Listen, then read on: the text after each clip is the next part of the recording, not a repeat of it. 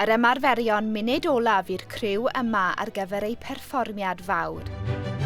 Fe fydd y disgyblion yma yn camu i lwyfan y Theatr Genedlaethol yn Llundain ddydd Gwener i berfformio drama o'r enw Dy Enw Marw, sy'n dilyn taith y prif gymeriad fel person traws. Just cael perspektif rhywun arall ar fel sefyllfaoedd gwahanol yn bwysig iawn.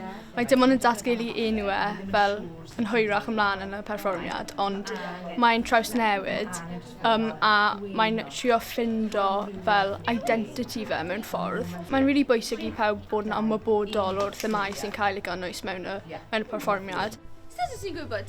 Cafodd y theatr ei agor nôl y 1962 ac mae pob perfformiad ers hynny wedi bod yn Saesneg, ond eleni fe fydd y Gymraeg yn cael ei chlywed am y tro cyntaf erioed.